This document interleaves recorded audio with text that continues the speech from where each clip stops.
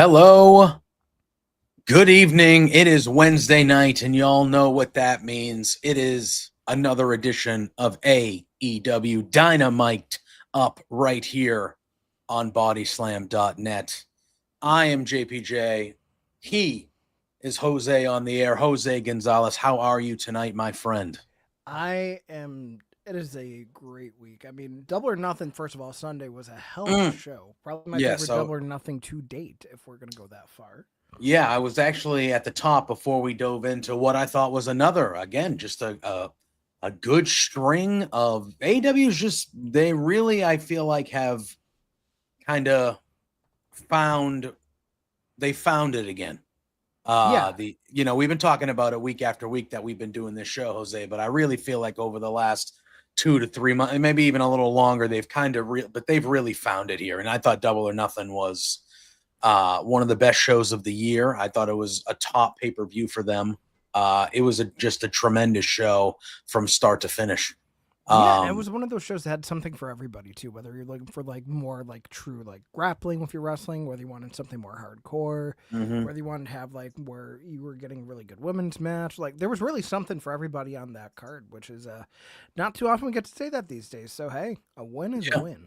yeah. And I will say this: that Anarchy in the Arena match, Yeah. when the whole thing was good, Hmm. but specifically, I listen. I'm not going to date myself, all right? But I was in the right age when Drowning Pool, like that is my wheelhouse of things. And when Bodies came on, I went to a level that I very rarely get as like watching wrestling as a fan. Like I was like, I don't think I've ever been more jealous of not being at, not like this is going to sound grammatically wrong, but I don't think I've ever been more jealous of like missing not being at a show live when that came on. I was like, that must be like the crowd started like bobbing up and down. I was just like, that must be such a vibe in that arena. I was incredibly jealous. That just ruled. It ruled.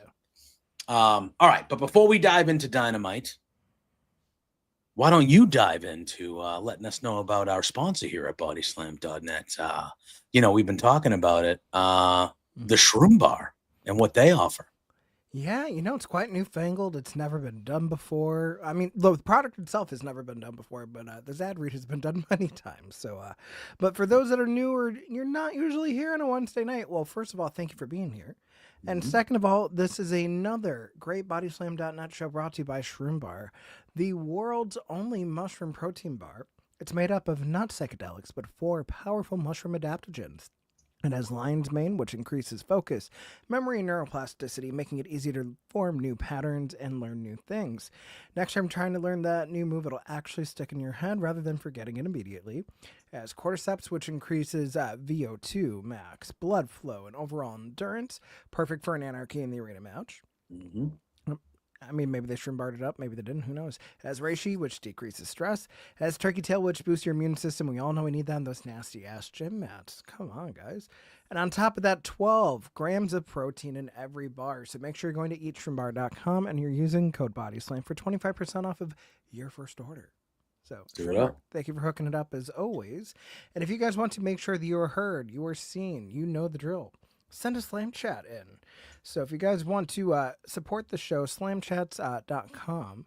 We will read it on the screen. Your face will be shown. Just make sure it's nothing you want to have on the internet forever because we are not responsible for anybody getting canceled. So No, we are not. We are don't shoot the not. messenger, folks.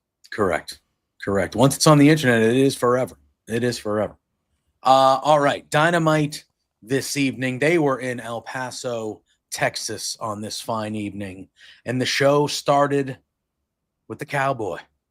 Tony Schiavone is in the ring. He welcomes the winner uh, of the 2025 Owen Hart Men's Foundation Tournament and the number one contender to the AEW Championship, Hangman Adam Page. Tremendous main event on Sunday with him and Will Ospreay. Just tremendous stuff. And he comes out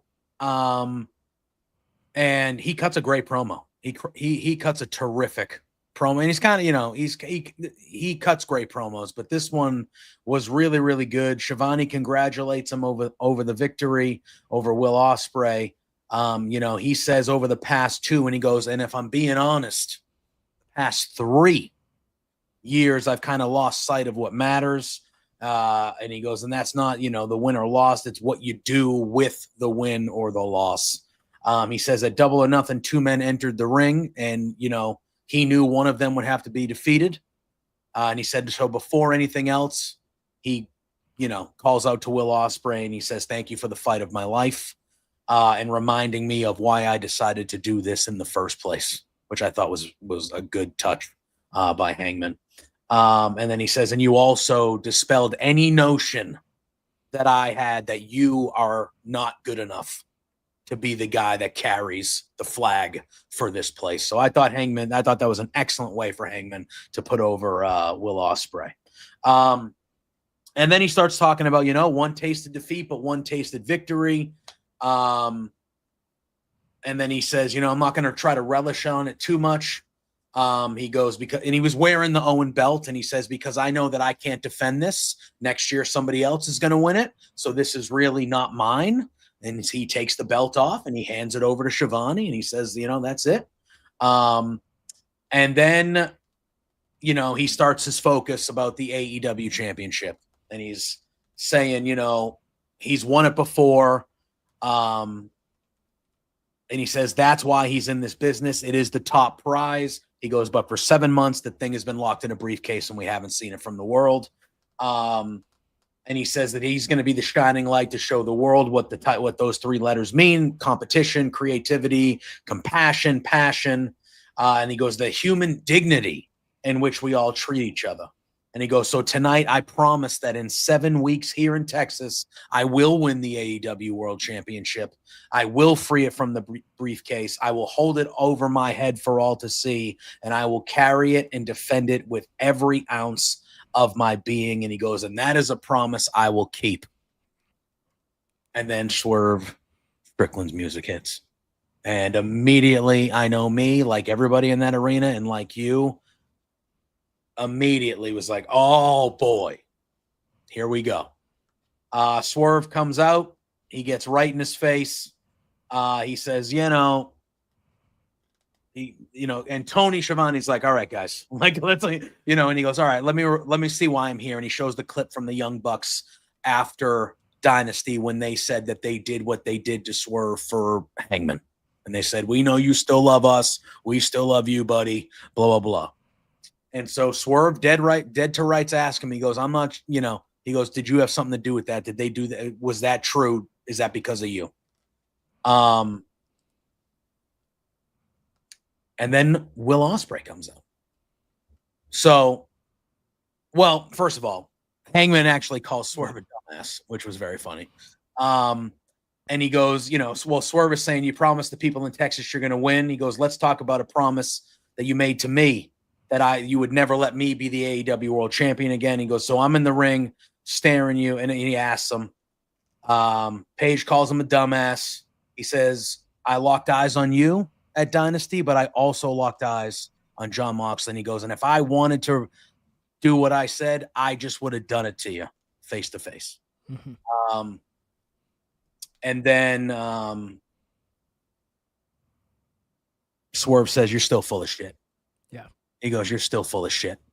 And this is when Will Ospreay comes out. Right as they're about to, it looks like, go at it. Will Ospreay comes out. He tries to be the peacemaker. He's talking to Swerve. He says, hey, it's not what you think.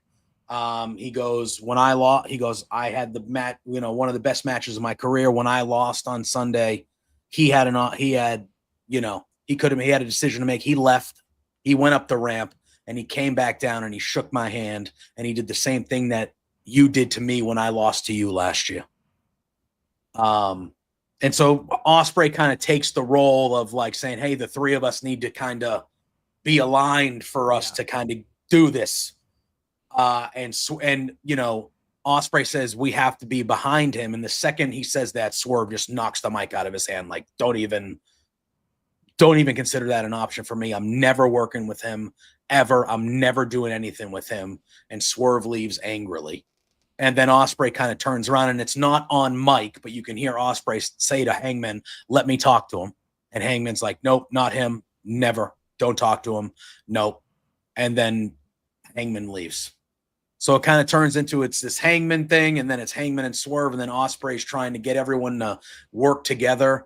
I thought this was a tremendous opening segment. These three guys, to me, when they were in the ring together, these are the pillars. These are the guys. These are the next decade for AEW. The three guys. You can throw MJF as the fourth in there if you want, but like these three guys are the foundation of what AEW is going to be here. And I thought it was tremendous with all three of them. Yeah, and I think the thing that gets me is that for a second, I actually thought there could have been a Kumbaya moment. Like, it really felt like it. And then the second that Will threw it out there and you see Swerve immediately just say, I will never. Because we even talked about it in weeks past where Hangman was saying, like, how he doesn't forgive and he doesn't forget. Well, it's coming around and it's biting him in the ass because you need numbers when you go against the Death Riders. And any number is a good number as long as it's greater or equal to what they have. And not having someone as much of a loose cannon as Swerve after he defeated them in Anarchy in the Arena, that is going to be a huge come to Jesus moment depending on which way they go, whether or not they can let the bygones be bygones and it can lead to hopefully taking Moxley down once and for all, or it's going to be the fatal flaw in Hangman's redemption tour. And I'm very intrigued. I am very, very intrigued. Obviously, we have 7 weeks before we get to All In, so we have a lot of time for this story to develop between these three guys. And, you know, Hangman addressed Moxley, and he addressed the title tonight, but they did not cross each other's path tonight at all. Like, they were on separate – they were involved with separate things. So we have a lot of time to go here, but I am very intrigued because – I don't think, you know, I know kind of the verbiage was like, oh, whoever wins on Sunday is going to beat Mox at All In for the title and things like that. And I don't know if that's necessarily like a guarantee. You know what I mean? Because I still get the vibe, even when Swerve started this thing, when he first came out, I still get the vibe that we're going to see them team up against the Bucks. Yeah. And would Hangman be the world champion at that point? Because it would be after All In, you would think. I mean, 7 weeks is a long time. I guess you could do it before. I mean, the enemy of my enemy is my friend. So to speak, I'm sure they can come up with some sort of scenario to justify them doing a can they coexist kind of tag match where maybe they run a 6-man and you have them being full on the Bucks and Okada, so you have the Elite there. And then you have Ospreay, Hangman, and Swerve trying to coexist. And then maybe somehow you could also sprinkle that in with Kenny Omega, and if they're going to do something where it seems like all signs have been pointing to it. There's been a lot of speculation about it. There's been a lot of fan theories going out where it feels like we're going to get Omega versus Okada at All In, and it's probably going to unify the International and the Continental Championships. So somehow having that as an extra layer woven in on top of all the other craziness, I'm sure that will be very interesting to see, but only time will tell. Yeah. Then we had ourselves this mixed 6-person tag was a blast, Jose. It was Gabe just straight up intergender because the way that Willow that's true. Getting involved That's true. in everything too, and the referees are just letting it go. It was just a trios match to me. It was a damn good one. Oh, it was very good. It was the Death Riders who were represented by John Moxley, Marina Shafir, and Gabe Kidd against Mark Briscoe, Speedball Mike Bailey, and Willow Nightingale. About as good a babyface team, like straight up babyface team as you could have with Briscoe, Speedball, and Willow. Like that is like 3 of the most unconditionally loved people in AEW.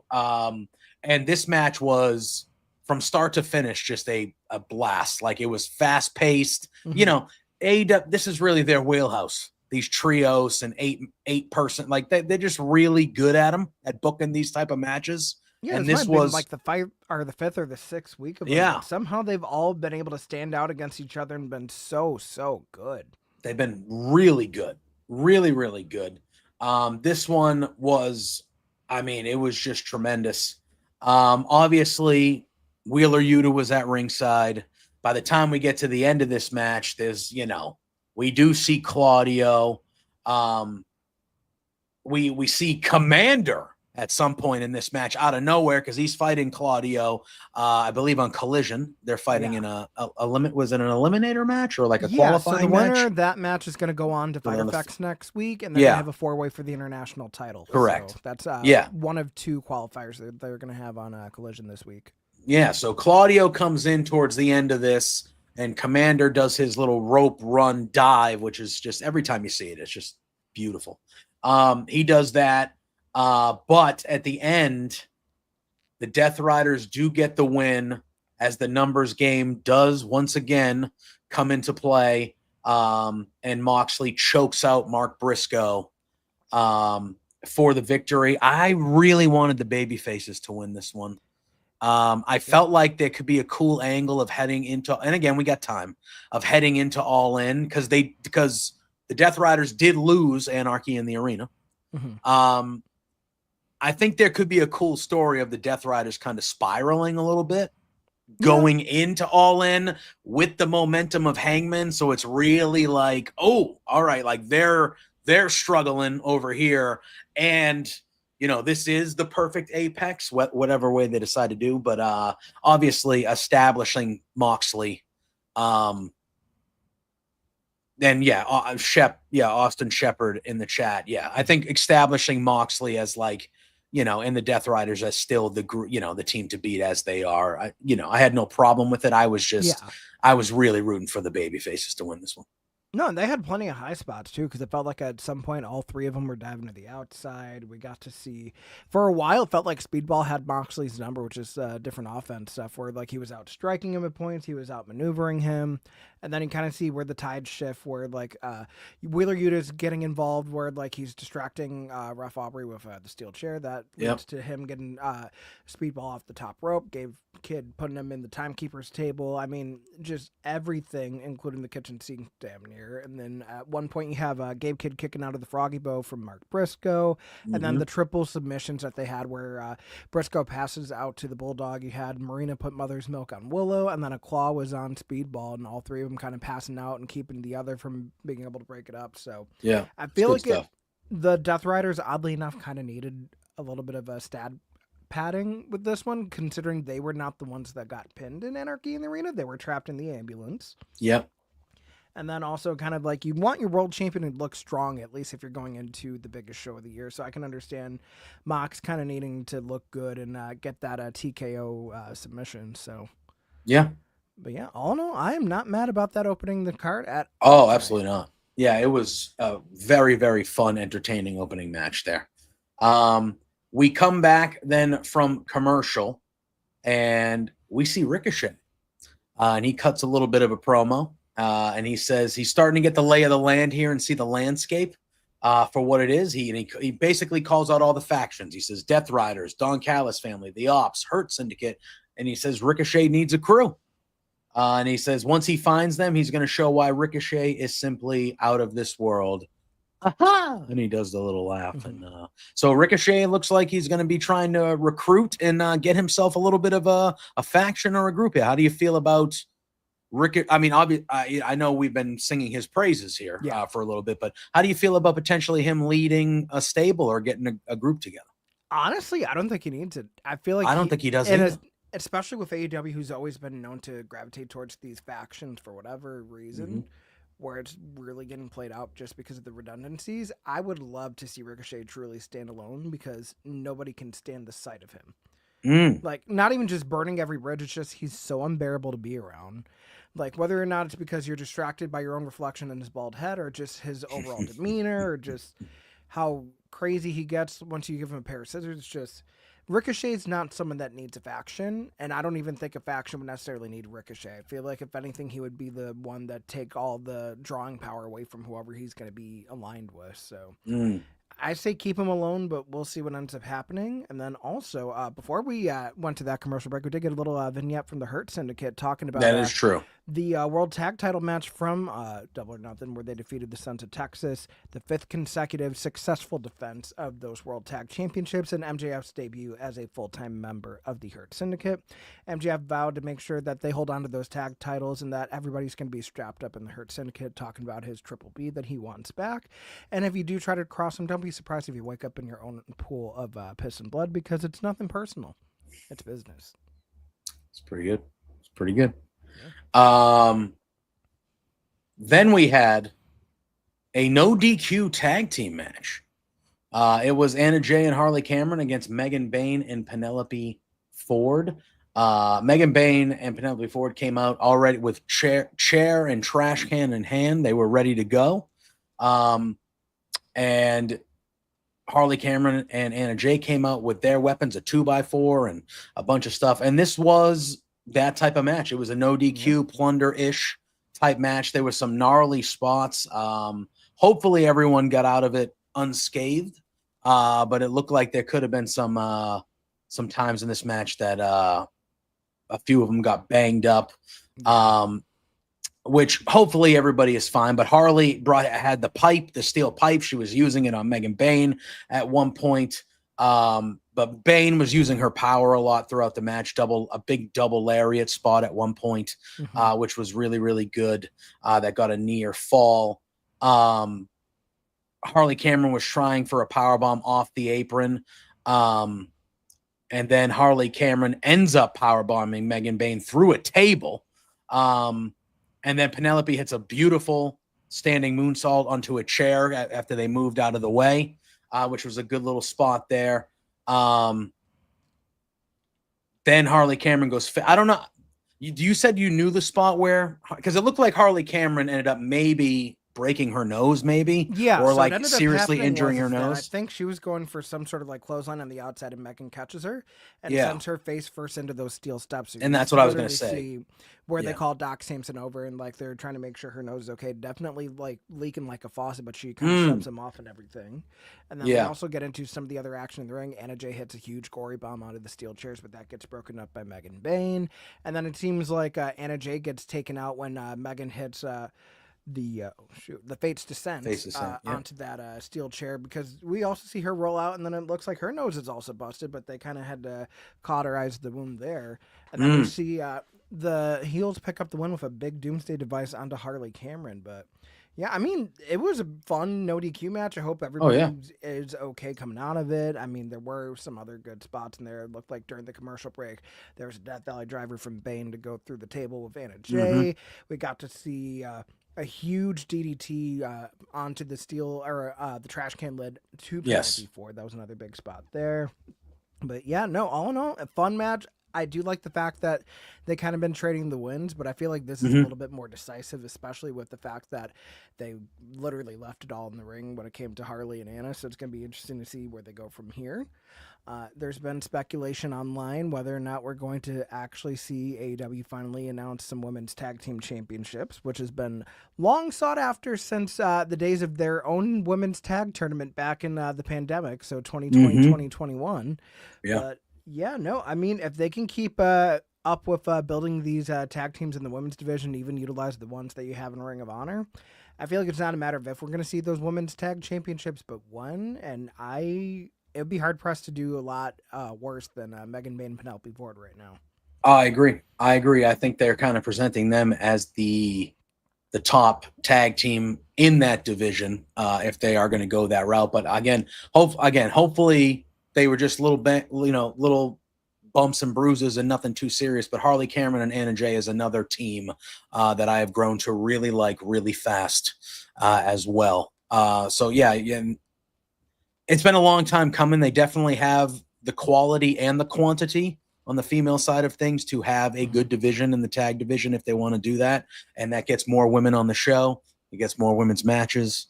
So hopefully that rumor does come to fruition, because I think that would be a strong positive for AEW to bring those belts into play. And speaking of belts, we see Mercedes Moné being driven up to the arena in a lowrider. She's holding her Owen Hart Foundation tournament belt high. So she's back to having 4 belts as she was carrying the Owen belt around. And then it was another trios match. It was the trios champions. It was the Ops, Shibata, Samoa Joe, and Powerhouse Will Hobbs, and they went against the Frat House. So Jack Jameson, he comes out cutting a promo, kind of as they're making their entrance and in the ring, and it's Cole Carter, Griff Garrison, and Preston Vance as part of the Frat House, and he's saying that they were at some local bar establishment the night before. And it was a real place because once they said it, everyone popped in the arena, and they showed a little clip of them kind of partying with, in some bars playing darts, and like they show Preston Vance throwing a dart and it hits a bullseye, but like it just narrowly misses the dude's head, and he's like freaking out, and some other shenanigans are happening all over the place. Mm-hmm. And Jack Jameson says, they were on the town. We couldn't find a new member because he said they're going to every town. And they're trying to recruit, and they're trying to find new members of the Frat House. And he says, but we're going to win those trios titles soon, so it'll be okay. It'll be okay. I wouldn't say that this was, it was basically a squash match. It wasn't like, squash match, It was, but it lasted like longer than I thought it was going to last, even though it was a squash match. Things you could say about your wrestling, but not your partner. Yeah, it's true. But Powerhouse Hobbs basically destroyed everyone. At the end of this, he hit everybody with the spine busters, and he hit the spinning one on Cole Carter. When they were cutting that promo, Shibata was just having none of it. He was just standing in the ring, just like they all were but Shibata was like, "What is going on? What is going on?" But this was a squash match. I don't know if there's much to say about it. I thought, obviously Powerhouse, everybody got their little stuff in. Joe and Shibata looked good too, but Powerhouse Hobbs was the guy that basically ended this match by killing everybody and getting the pinfall victory. So short and sweet, making the Ops look good. Yeah. I don't know if you have anything else to add about what do you think about the Frat House? I don't really. It's one of those things where Ring of Honor, they've been kind of seeing like what's working in the tag division, but the problem is that they're also creatures of habit.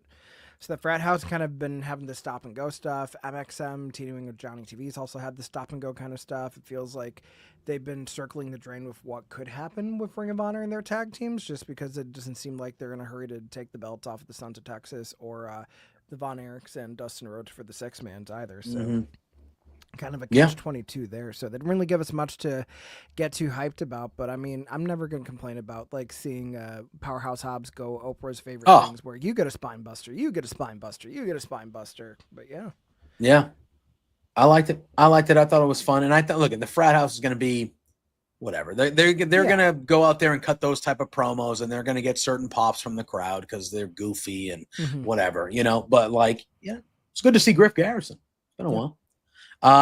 So we come back from commercial. Renee Paquette is in the ring, and she welcomes out Jamie Hayter. And they were building it around, about what is next for Jamie Hayter, because she came up short to Mercedes Moné at Double or Nothing. And right as Jamie's about to get into this promo, the lights go out. And when they come back on, I'm going to pronounce this wrong. Is it like Tekla? Yeah, it's Tekla. Tekla, right? Mm-hmm. Tekla? Okay. Tekla appears. She debuts. Now, I don't know if they missed the spot. Like, when they came up, Hayter was just on the ground, when they showed her at least. Hayter was on the ground, and she was standing over, and then she lifted her up, and she hit her with a strong forearm. Yeah. And then that was kind of the spot. So I don't know if it was just he got laid out when it was black, or the camera missed something. I'm not sure. No, I think she got laid out when the camera was black, and then when the lights came up, they showed her laid out, and then Tekla was getting some more stuff in before she hits that bridge. Which, speaking of Tekla, if you guys are unfamiliar with her, she just had a great run in Stardom. I would go out of my way to watch her match with Athena from after Wrestle Dynasty this year.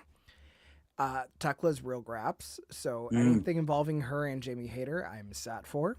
I feel like it's another great addition to the women's division, especially because you have not only Tekla, but Mina Shirakawa coming over from Stardom. It's a lot of good names to have in a division that's already building even more momentum than it seems like they have been lately, which is always great to see. But I'm Yeah. very interested to see where this goes, just because we don't really have anything else going on as far as championships with the women's division. So I feel like you have your stuff going on as like a side story, which is always good to see, where not every feud has to revolve around a title.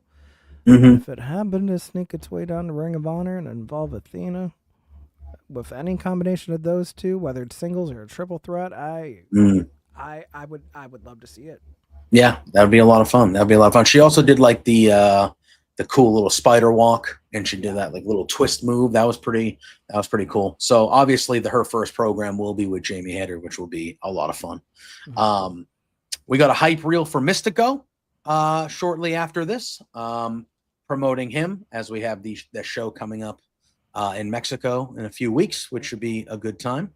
And then we had ourselves an AEW TNT championship match. It was Adam Cole defending against Kyle Fletcher. And listen, Wait, I didn't say his full name. Oh, I'm sorry, the prototype. No, I'm kidding. No. Go ahead. I was gonna say Massachusetts boy. Of course, you would say the prototype. No, the protostar. The protostar. Yes. Yeah, the protostar. He got a bad case of Ron Cena on the brain. Yeah, I know, right? Jeez, God Almighty. Don Callis on commentary for this one, per usual. This, and again, I'm a big fan of Adam Cole, Jose. Yeah. But I went into this and I was like, you cannot convince me at all that Adam Cole can beat Kyle Fletcher here. You know what I mean? Like, Kyle Fletcher is just, you know, that's kind of how I felt, just the way they've been portrayed. You know, Kyle Fletcher to me is just, you know. He's on a different trajectory, which I totally get. Yes, but what this I was match not was expecting. Go ahead. Was they're few and far between AEW, but we actually got a disqualification for the finish. Yeah, that was going to be the main thing, because like you said, they are very few and far between in AEW. This was a good match, back and forth. Obviously, you know, Fletcher. I loved Fletcher right at the beginning, even just standing in the middle of the ring when he knows that Adam Cole is going to do his Adam Cole baby, and he's just standing right behind him when he's doing I just like the attitude from Fletcher. And he's using a little bit of his power at first, as he's, you know, a bigger guy than Cole. But they go back, and then very early on in the match, Roppongi Vice come to ringside. But Roderick Strong and Kyle O'Reilly arrive and kind of neutralize them and get them out of there. We then see a big super kick from Kyle on the floor. And then Kyle does an apron power bomb to Adam Cole, but he misjudges the distance. Yeah. And I thought that Adam Cole was seriously hurt. That looked real gnarly, Jose. Oh, it sure was. It sure was. Brutal looking. I was like, holy crap, how is he not hurt? He seemed to be okay, though. And then when we come back from the little break that they had, Fletcher gets a big Cole hits Fletcher with a big super kick. He hits the last shot out of the corner. He goes for the Panama Sunrise. There's no cover after that. He puts the knee pad down. And it looks like he's about to finish this one off, but Josh Alexander appears running down the ring, and he just lays out Adam Cole. So instead of Adam Cole, you know, doing the job and finishing Kyle Fletcher off, they have Alexander get involved, causes the disqualification, and then him and Fletcher beat down Adam Cole, and then Brody King makes the save, because right after this, it leads to the next match that we'll talk about here in a minute. But I want, you know, your opinions on, like you said, a rare disqualification. And then we did see something a little bit later between that. This is not the last time we will see these two. But what'd you think about this match? DQ finish aside. Honestly, for the sake of Adam Cole, I think it needed to be a DQ finish, just because it seems like not even just recency bias, but just the way that things have been played out on television. Kyle Fletcher seems to be on a very upward trajectory, whereas Adam Cole, I don't know if it's because we haven't really seen so much of him on Dynamite. At least he's been holding it down on Collision, which, I mean, it kind of makes sense. If you're going to have the TNT champion on a show, it should be on the TNT broadcast. But I mean, I agree. They even said it's only his second defense since winning the title at Dynasty, which is kind of crazy considering that the TNT title should always kind of be more of a workman's, almost like a pseudo television championship, considering you're naming it after the network. But I think it's also falling into the same I don't want to say it's a hex with the TNT title, but it seems like the moments with the TNT championship that have been most meaningful lately have been when someone wins it, not necessarily what they do with the reign. Because, I mean, to harken back to Daniel Garcia, the second he won that from Jack Perry, he immediately declared for the C2, and we didn't have anything going on with the TNT title for quite some time. So it's really kind of becoming, okay, we got to really figure out what we want to do with the TNT title, because we're at a point where, again, too many mid-card championships. It's always going to be one's going to supersede the other, but you have to make sure that you're elevating everything to an equal playing field. So I have a feeling one of those titles is going to go away. I don't think it's going to be the one that says the Turner name on it, just because you've been having all this hoopla over the longest running weekly wrestling show on TBS or on a Turner station. And I have two of them combining with Max. You're getting pretty much 1 million people watching AEW every week. Like, things are up for AEW. I would want to have my network branding all over that. So 100%. Hopefully they have a come to Jesus moment with the TNT title. I would be very interested to see if something were to happen where instead of them having, the trios match between Paragon and the Don Callis family, what if we had some sort of multi-man for the title? I would love to see maybe a six-pack or a gauntlet or something like that, where that'd be fun. Maybe all of them get a shot at the title, but it's going to be interesting to see if they do eventually give it to Kyle Fletcher. Maybe someone surprises them. We could see it go to Takeshita, it could go to Josh Alexander. It could go to Roderick Strong, or it could go to Kyle O'Reilly. You really never know. That would be a lot of fun if they did something kind of outside the box and different like that. I agree, Austin. Yeah, listen, I think the next time that these two face each other, my money would be on Kyle Fletcher. Because, I feel like the DQ, like you just said, was necessary for Adam Cole. Because going into it, and as much as I'm a fan of Adam Cole, I was like, I don't think anybody could convince me right now that Adam Cole can beat Kyle Fletcher in this match, unless something like that happened. Yeah.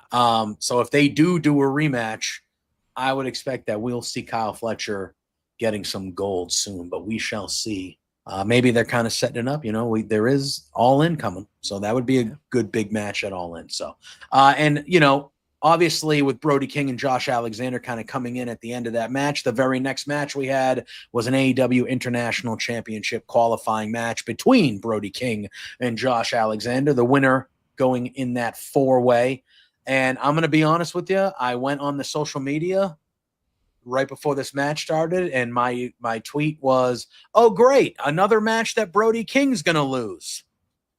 And Jose, I usually don't like being wrong, but I was kind of happy that I was wrong. This time. I'm happy that you were happy you were wrong, because I was happy to be wrong about this one too. Yes, it wasn't I looking love Brody like that King. from the way the match was put together. No, it was not. Brody starts off with some really, really hard chops, and then Alexander hits a beautiful missile drop kick. He tears off Brody's shirt, and he's choking him with it. They go to the floor. He's beating him up. He's doing some arm rings over the barricade, really working some of the limbs of Brody King. Brody King is a giant of a man. And then Brody uses his power a little bit. He slams him onto the top of the barricade, hits some more big chops. They go inside. They're trading boots with each other, kicking each other. There was a cool spot where Josh Alexander goes for a lariat, and Brody just kind of runs through it, and then he shoulder blocked Alexander out of the ring to the floor. Hits some more chops. He does the low crossbody, which sends Brody to the floor, and then we kind of get a break, and we come back. And they're still going at Alexander. Hits a beautiful German suplex. And then they're kind of jockeying for position a little bit on the turnbuckles. They're doing Josh Alexander does an avalanche arm ringer on Brody to really, really work on the arm. Brody goes for a fireman's carry. Josh Alexander slips out. Brody hits a big boot. He gets the sleeper hold on Josh. But Josh, again, with that arm, he hits a shoulder arm breaker of sorts to kind of break it up. And then he hits a German suplex on the apron to Brody King, which was a great spot. He gets him in an ankle lock. He kind of lays Brody King out. And Josh Alexander at this point is busted open. He's bleeding from the bridge of the nose / eye area. Josh hits a diving moonsault, but Brody gets the knees up, and then Brody hits a giant lariat, and then he hits him with the Gonzo bomb. And Brody King gets the victory, and he is now in the championship 4-way next week. And I know we both said it, but I did not see it coming. I'm happy I didn't, but a big win for Brody King, and one that he needed. He was losing almost every match that we have seen him in lately. Oh yeah, no, I agree. It feels like since House of Black has kind of gone on hiatus, just because I mean, obviously Malachi jumped ship; he's back in WWE now. But even then, Julia's been back. We've got to see her mix it up a little bit. Buddy Matthews, wherever he is, hope he's okay. But I mean, this one, I feel like the big turning point in this match for me was when Brody was on the outside. He was going for a huge chop and got nothing but the ring post. Yeah. That's where Josh is really starting to work on that body part. I do like that Don Callis kind of clocked when he had the ankle lock in. Like, oh, I would have probably went for something with the arm, considering that's what you're working on the whole match. Mm-hmm. So also shows that DCF is also not impervious to, some lapses in ring psychology, which is also 100% fun. But yeah, no, I mean, those huge cross bodies into the barricade, but that Gonzo bomb lariat, that was a great way to close it out. I don't know how Josh broke or had his nose bleeding. I don't know if it was when he went for that last German suplex that friction getting Brody overhead kind of sent the bridge back, because it came out of nowhere and it was leaking like a faucet. It was. It looked a little banged up there, but a good match between these two. And a good win for Brody King. I'm excited that he's in that 4-way next week. That should be a good time. Commentary starts hyping up next week's shows. They talked about Collision. They talked about big 4-hour episode of Dynamite next week. And then we cut to backstage, and it's Kyle Fletcher cutting a promo. And he says he doesn't need anybody's help to beat Adam Cole. He says that he should be the TNT champion right now. And then we hear somebody yelling, and Adam Cole comes out of nowhere. They start brawling. Security breaks him up. Cole's yelling that he's going to kill him and that he's a dead man. I'm going to kill you and stuff like that. So it very much looks like that we are going to be continuing Kyle Fletcher and Adam Cole here for a little bit, which I think is actually, that's a type of feud that is good for the TNT title. A feud with those guys, especially if they get the time that they got tonight. So that should be a good time moving forward. And then we see where we're at our main event segment here, where Mercedes Moné is making her way to the ring for the face-off with her and Timeless Toni Storm. Good segment. I thought again, and I think it was Excalibur. He was like, I forget the word he used, but he was like, at Double or Nothing, the beginning of the show, the women, Owen, opened the show, and the men's, Owen, ended the show. And then tonight on Dynamite, the winner of the men's opened Dynamite, and the winner of the women's ended Dynamite. So it was like a nice little reversal. Yeah. I think Excalibur pointed out. I thought that was a nice touch. So Mercedes makes her way to the ring. She's talking about her titles. She compares herself to Owen Hart and her idol, the late, great Eddie Guerrero. We get a nice little Eddie chant by the crowd. And then she says, yeah, they're not as great as me. They're not as great as me. And she goes, that's why I'm the CEO of AEW. And then Toni Storm's music hits. She grabs a microphone. She lays the AEW Women's World Championship on the mat in between them. And Mercedes goes, you know what? The AEW fans are sick of this black and white thing. They want a champion full of color. And I thought that was a good line by Mercedes. Yeah. Double entendre too, which I liked. Yep. And then Toni goes, you know what? 441 days. That's when you arrived on a show named after you. And she goes, and you've won titles, you've made history, you've remained undefeated, but you never once have spoken to me. You never once have looked at me. But you said you've been watching me since before you even came here. And she goes, and you told Anthony Khan, that this is the one match you've wanted. And she goes, so darling, what took you so long? And Mercedes yells, patience. She goes, it's not about you. She goes, it's about me and my legacy. And I'm not going to go backstage just shaking hands with anybody when I am the Beyonce of women's wrestling. She goes, don't you know who I am? I'm the standard. I'm the conversation. I'm the blueprint. I'm the revolution. Storm says that, well, then Tony says, well, I'm the Tony Storm of pro wrestling. And she goes, and swear to an unknown God that Mercedes has never met anyone like her. Mercedes then says, admits, I'm different than the shy girl that you met 10 years ago. And she goes, I'm no longer I'm not a boss anymore. I'm a CEO. And I've beaten the best around the world. She goes, at All in Texas, we're going to have the greatest women's match of all time. And then Tony grabs them, kind of rebuts, and she says, we have a lot of similarities. We both started young. We both struggled on the indies. We both found success. We won trophies and flowers, and we left it all behind to follow our hearts and became exactly who we were meant to be here in AEW. I love that. I love that whole sequence there by Tony. And then she says, but there's just one difference. She goes, while you want all the titles, I only need one. She goes, I've lived, I've cried, I've bled, and I've died for this title. So if you want to ride the money train through the Tony tunnel, I hope you can get deep enough, which even Mercedes kind of chuckled. And then Mercedes says, even your hips aren't deep enough for the money train, or wide enough for the money train. And then Tony says somewhere, she goes, in 45 days at All In, somewhere a little girl with big dreams will watch us fight, and she'll say, holy shit, these bitches are crazy. And then she'll find out who the better woman is. And she goes, I sincerely believe that you, Mercedes, are the greatest of all time. But unfortunately for you, I happen to be timeless. Mercedes says, you can call yourself timeless, but the only thing you deserve is for your time to come to an end. And then they both say, we'll see you at All In. Mercedes then she takes a couple titles off. She then offers a handshake. Tony thinks about it. She does the handshake. Tony pulls her in close and kind of does a sniff up her, her neck region. And then she kisses her hand. And it was a white glove, so you could see the lip print, which is nice. And then Monet tries to go for the moneymaker. Tony reverses it. She tries to go for Storm Zero. Mercedes reverses it, bails to the floor.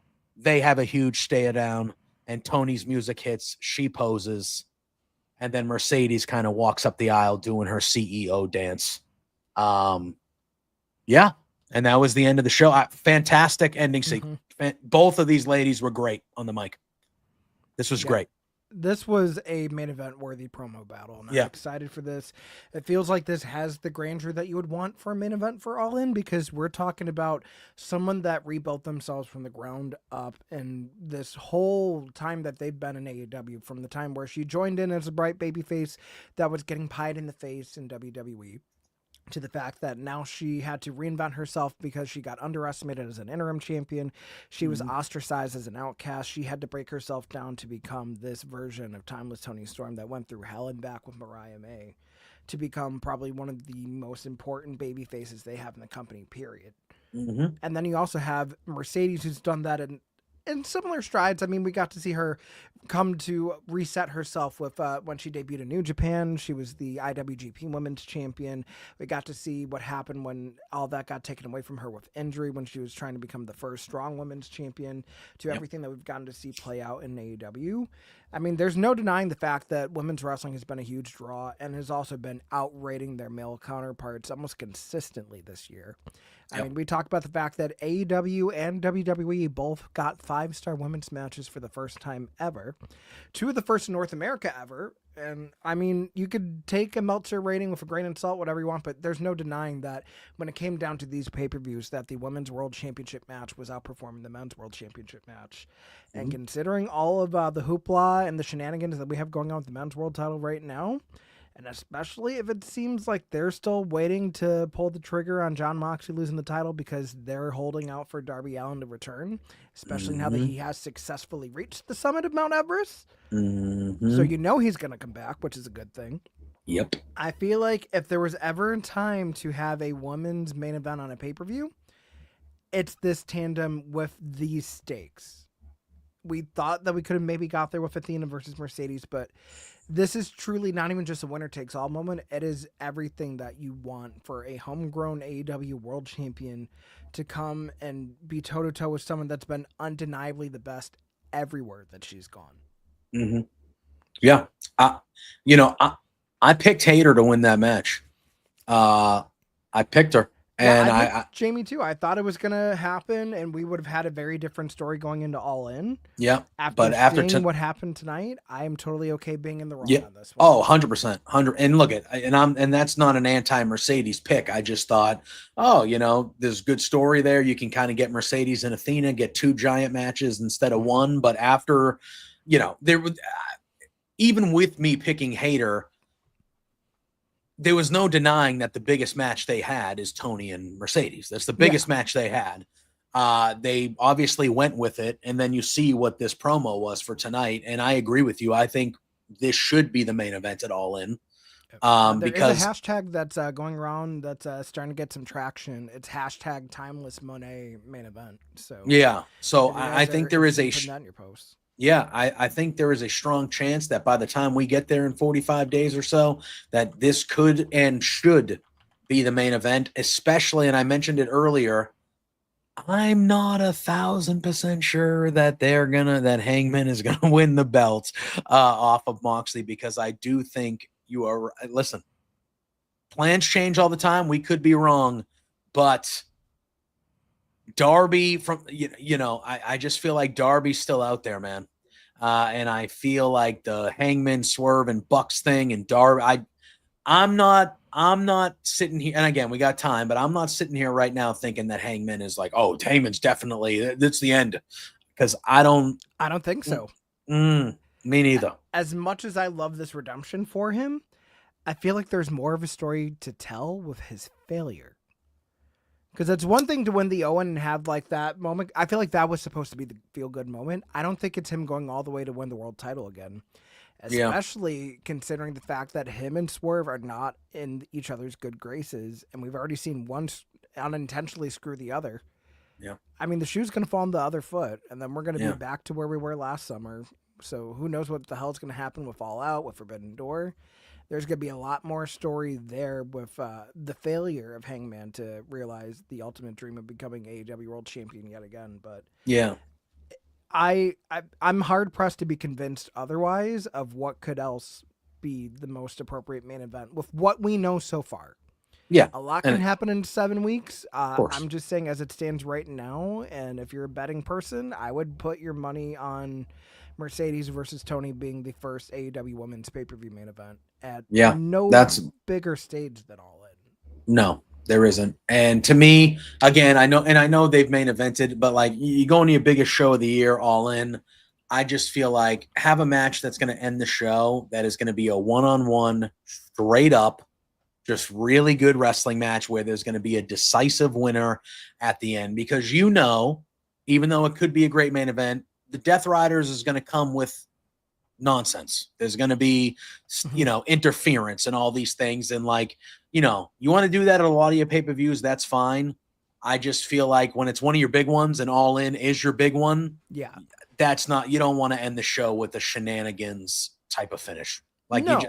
Then, to add to the parody, we think about what happened last year in the main event of All In.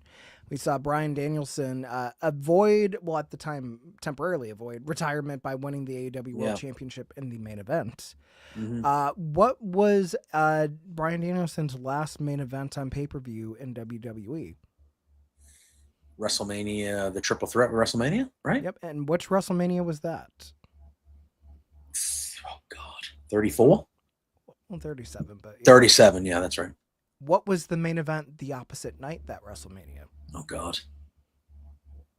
You're going to have to answer that. Bianca Belair. Oh, that's right. And Sasha Banks, yes. So you also have the parody where you've already had the first man to main event an All In and a WrestleMania. Having the first woman do that as well.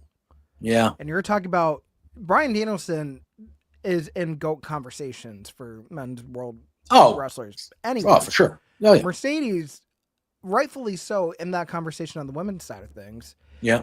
I feel like you have those moments where they lose that WrestleMania main event, but they go on, they become all elite, and they become immortalized. Mm. I feel like there's a case to be made for Mercedes getting that big win where she is quite literally holding every piece of women's gold in AEW. And now when she's at her apex, what the hell do you do to chip away at her to get her down? Because the only championship she lost, she was not pinned or submitted for. Yep. And that was not an Sure. AEW championship. That was New Japan. She's Yeah. already lost a championship in New Japan / Stardom before. So that blemish on her record doesn't hurt nearly as much as it will when she loses a championship in AEW. Yeah.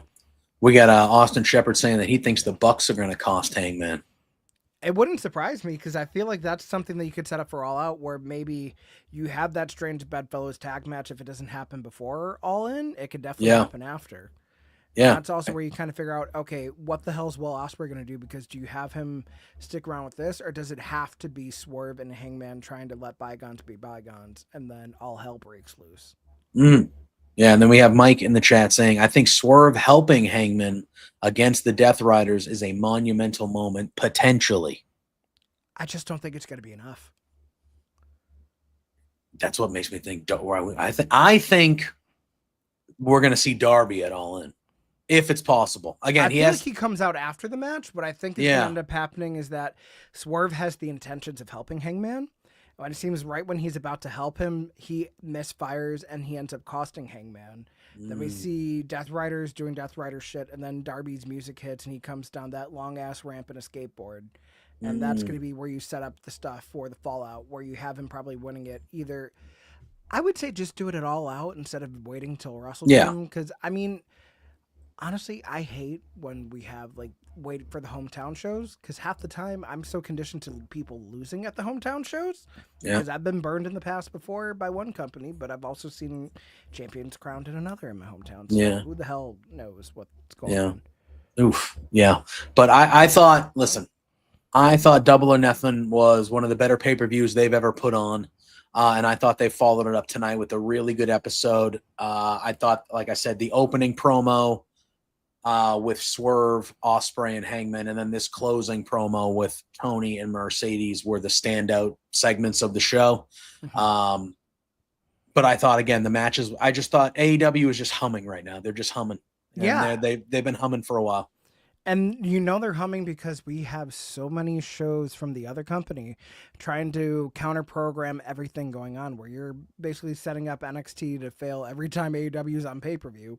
And then you also kind of book and like sneak in, okay, so we know Saturday night's main event's going to be like kind of the throwaway for NBC or whatever. Well, give them an NXT Great American Bash at like center stage. So a smaller like amphitheater kind of thing. Yeah. And then you have Evolution the day after, so it's not in competition. But the way that WWE went about that too, I mean, not only is it all-in weekend, so a lot of people are going to be in Texas for that. Yep. And then you have Beyonce in Atlanta the same time that Evolution's going on. So a lot of fans that there is an intersection between Beyonce and women's wrestling. Oh, yeah. I mean, we clearly talked about it this whole promo. So you're going to have two different sets of divided fan bases. I really hope it doesn't hinder the crowd because State Farm Arena is a lot bigger of an arena than the Nassau Coliseum was for the last Evolution. But I have faith. Yeah. I have faith that women's wrestling is going to draw like it always does, and it's going to outperform the men. Like I think it will. And I think, and again, this is an AEW show where we talk about AEW Dynamite. Yeah. But I thought there were some moves made on NXT last night that are going to guarantee that some big-time women's wrestlers are moving up to the main roster, so they're ready to have big matches and big programs heading into that Evolution. Yep. Specifically, Stephanie Vaquer, I expect her to even be in the Money in the Bank match, to be honest with you, on the women's side, potentially. Again, this is a Dynamite show, but there are moves being made. And they wouldn't be making those moves if they felt complacent. Yes.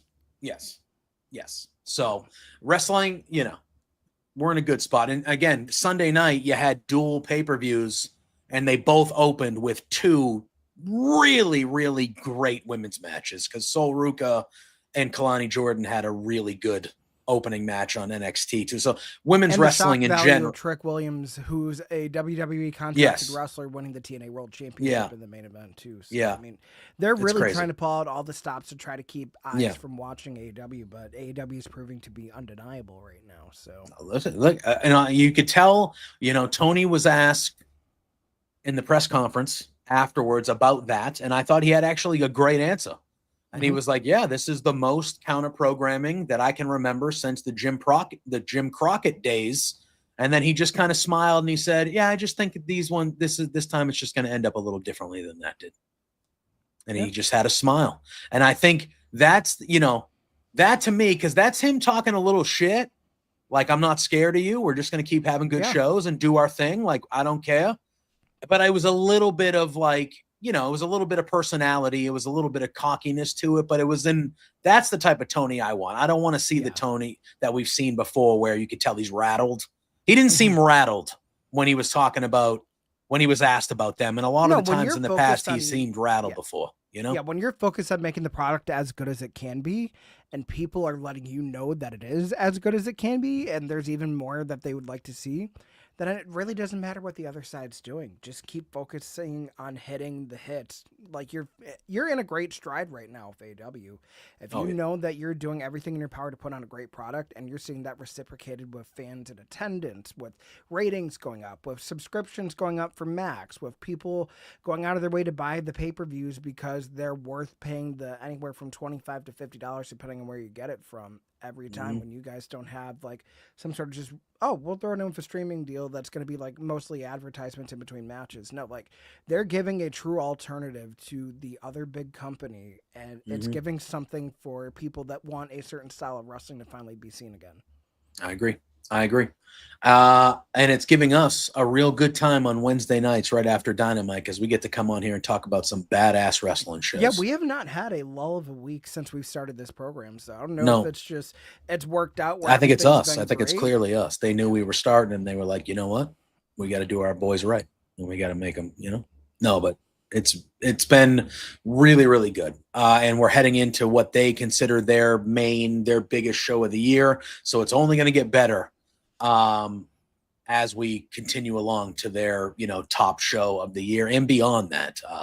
Really, really good. This was a fun episode. I appreciate everybody hopping in. Thank you in the chat to everybody that was sending messages and things like that. Good discussion going on there. Jose, plug your stuff. Let the people know what you got going on the rest of this week, and then we will mosey our way out of here. So Friday, 9 p.m., 6 p.m. Eastern. If you guys want to break from the wrestling and you want to hear me and Auntie Collins talk about RuPaul's Drag Race All-Stars 10, the Mother Tuck and Post on our local establishment has you covered for all sorts of shenanigans there. It's been a good time. We've been laughing every week. It's getting messy. It's a very competitive format. And also just keep an eye on my own stuff. So Jose in the Year, I'm entering what I like to call Hot Grap Summer. So you're going to be seeing me talking about all sorts of wrestling over the next 12 weeks. So if you want to stay in tune there, it's the same handle everywhere. So Twitter, Instagram, Blue Sky, YouTube, TikTok. Chances are you're going to find me somewhere talking about wrestling. And even if it's not a Wednesday here with my good friend JPJ, still, I'd love to have you. Yeah. Go follow Jose everywhere. Trust me. Do it. You play a lot of types. I'm mainly a sports video game guy because I'm not good enough at other types of games most of the time. I mean, I'm not.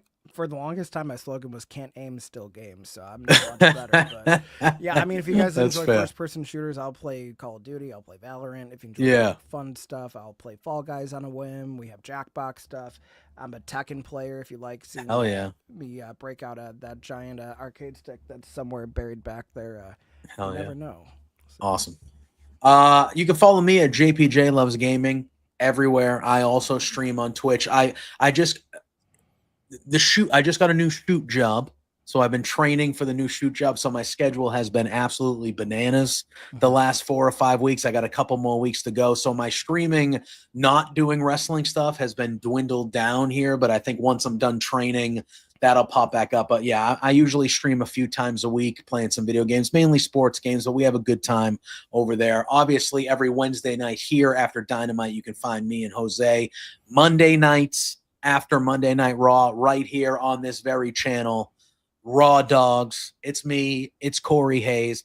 be on the lookout for maybe an announcement or so over the weekend. We might be having an old friend come back and joining us to get back to the original 3 that we had.